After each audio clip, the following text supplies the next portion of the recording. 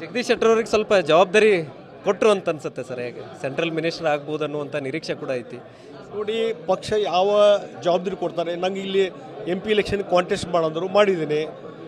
ಭಾರತೀಯ ಜನತಾ ಪಾರ್ಟಿ ಪಕ್ಷ ಏನು ತೀರ್ಮಾನ ಮಾಡ್ತದೆ, ಯಾವ ಜವಾಬ್ದಾರಿ ಕೊಡ್ತದೆ, ಆ ಕೆಲಸವನ್ನು ನಾನು ಮಾಡ್ತೀನಿ. ಈ ಸರಿ ರಾಜ್ಯದಲ್ಲೂ ಕೂಡ ಸಾಕಷ್ಟು ಬದಲಾವಣೆ ಆಗಿರುವಂಥದ್ದು. DK ಸುರೇಶ್ ಅವರು ಸೋತಿದ್ದಾರೆ. ಸೊ ಇನ್ನೊಂದು ಕಡೆ ನಿಮ್ಮ ಆಪ್ತರಾದಂಥ ಪ್ರಹ್ಲಾದ್ ಜೋಶಿ ಅವರು ಗೆದ್ದಿದ್ದಾರೆ. ಬೊಮ್ಮಾಯಿ ಅವರು ಸೇರಿದಂತೆ ಸಾಕಷ್ಟು ಕ್ಷೇತ್ರಗಳಲ್ಲಿ ಗೆದ್ದಿದ್ದೀರಿ. ಏನು ಹೇಳ್ತೀರಿ ಸರ್? ನೋಡಿ, ಇವತ್ತು ಭಾರತೀಯ ಜನತಾ ಪಾರ್ಟಿ ಇನ್ನೂ ಹೆಚ್ಚಿನ ರೀತಿ ನಾವು ಸ್ಥಳಗಳನ್ನು ಪಡ್ಕೊಳ್ಬೇಕಾಗೈತೆ ಅನ್ನುವಂಥದ್ದು ಅನಿಸಿಕೆ ನಂದಿದೆ. ಹೀಗಾಗಿ ಕೊನೆ ಹಂತದವರೆಗೂ ಇನ್ನೂ ಒಳ್ಳೆ ರಿಸಲ್ಟ್ ಬರುವಂಥ ಚಾನ್ಸ್ ಇದೆ. ಅದಕ್ಕಾಗಿ ಇನ್ನೂ ಹೆಚ್ಚು ಸೀಟ್ಗಳು ಬಂದಷ್ಟು ಚಲೋ ಮತ್ತು ಕೇಂದ್ರದಲ್ಲಿ ಒಂದು ಬಲಾಢ್ಯ ಸರ್ಕಾರ, ಮೋದಿಯವರು 3ನೇ ಬಾರಿ ಪ್ರಧಾನಮಂತ್ರಿ ಆಗಬೇಕಂತ ನಮ್ಮೆಲ್ಲರ ಆಶೆ ಇದೆ. ರಾಜ್ಯದಲ್ಲಿ ಕಾಂಗ್ರೆಸ್ 15, 16, 18 ಈ ರೀತಿ ಲೆಕ್ಕಾಚಾರಗಳನ್ನು ಹೇಳ್ಕೊಂಡು ಬಂತು. ಸೊ ಈಗೆಲ್ಲ ಒಂದು ಕಡೆ ಅದು ಕಡಿಮೆ ಆಗಿರುವಂಥದ್ದು ಏನು? ಅದೇ ರೀ, ಅವರು ಓವರ್ ಕಾನ್ಫಿಡೆಂಟ್ ಇದ್ರು ಭಾಳ.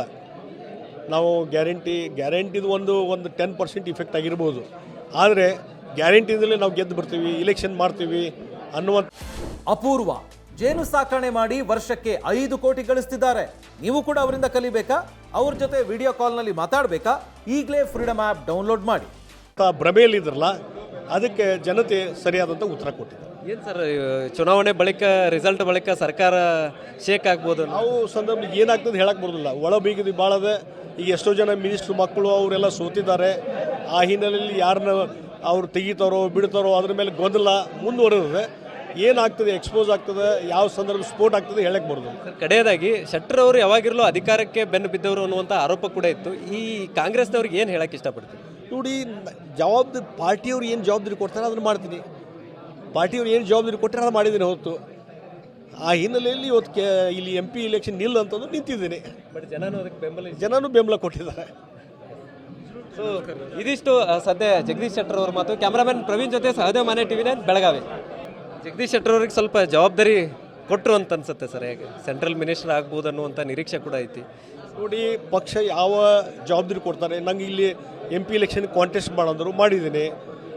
ಭಾರತೀಯ ಜನತಾ ಪಾರ್ಟಿ ಪಕ್ಷ ಏನು ತೀರ್ಮಾನ ಮಾಡ್ತದೆ, ಯಾವ ಜವಾಬ್ದಾರಿ ಕೊಡ್ತದೆ, ಆ ಕೆಲಸವನ್ನು ನಾನು ಮಾಡ್ತೀನಿ. ಈ ಸರಿ ರಾಜ್ಯದಲ್ಲೂ ಕೂಡ ಸಾಕಷ್ಟು ಬದಲಾವಣೆ ಆಗಿರುವಂಥದ್ದು. DK ಸುರೇಶ್ ಅವರು ಸೋತಿದ್ದಾರೆ.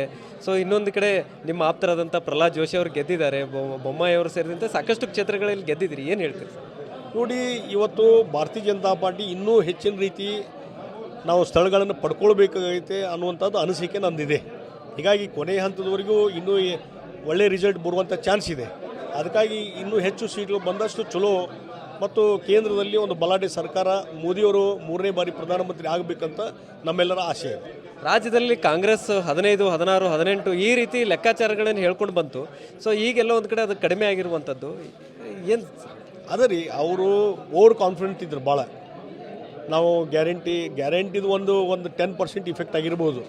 ಆದರೆ ಗ್ಯಾರಂಟಿದಲ್ಲೇ ನಾವು ಗೆದ್ದು ಬರ್ತೀವಿ, ಇಲೆಕ್ಷನ್ ಮಾಡ್ತೀವಿ ಅನ್ನುವಂಥ ಭ್ರಮೆಯಲ್ಲಿದ್ರಲ್ಲ, ಅದಕ್ಕೆ ಜನತೆ ಸರಿಯಾದಂಥ ಉತ್ತರ ಕೊಟ್ಟಿದ್ದಾರೆ. ಏನು ಸರ್, ಚುನಾವಣೆ ಬಳಿಕ ರಿಸಲ್ಟ್ ಬಳಿಕ ಸರ್ಕಾರ ಶೇಕ್ ಆಗ್ಬೋದು? ನಾವು ಸಂದರ್ಭದಲ್ಲಿ ಏನಾಗ್ತದೆ ಹೇಳಕ್ಕೆ ಬರೋದಿಲ್ಲ. ಒಳ ಬೀಗದಿ ಭಾಳದ. ಈಗ ಎಷ್ಟೋ ಜನ ಮಿನಿಸ್ಟ್ರು ಮಕ್ಕಳು ಅವರೆಲ್ಲ ಸೋತಿದ್ದಾರೆ. ಆ ಹಿನ್ನೆಲೆಯಲ್ಲಿ ಯಾರನ್ನ ಅವ್ರು ತೆಗಿತಾರೋ ಬಿಡ್ತಾರೋ ಅದ್ರ ಮೇಲೆ ಗೊಂದಲ ಮುಂದುವರೆದಿದೆ. ಏನಾಗ್ತದೆ, ಎಕ್ಸ್ಪೋಸ್ ಆಗ್ತದೆ, ಯಾವ ಸಂದರ್ಭ ಸ್ಫೋಟ್ ಆಗ್ತದೆ ಹೇಳಕ್ಕೆ ಬರೋದು. ಕಡೆಯದಾಗಿ ಶೆಟ್ಟರ್ ಅವರು ಯಾವಾಗಿರಲೂ ಅಧಿಕಾರಕ್ಕೆ ಬೆನ್ನು ಬಿದ್ದವರು ಅನ್ನುವಂಥ ಆರೋಪ ಕೂಡ ಇತ್ತು. ಈ ಕಾಂಗ್ರೆಸ್ನವ್ರಿಗೆ ಏನು ಹೇಳಕ್ಕೆ ಇಷ್ಟಪಡ್ತೀವಿ? ನೋಡಿ, ಪಾರ್ಟಿಯವ್ರು ಏನು ಜವಾಬ್ದಾರಿ ಕೊಡ್ತಾರೆ ಅದನ್ನು ಮಾಡ್ತೀನಿ. ಪಾರ್ಟಿಯವ್ರು ಏನು ಜವಾಬ್ದಾರಿ ಕೊಟ್ಟರೆ ಅದು ಮಾಡಿದ್ದೀನಿ ಹೊತ್ತು.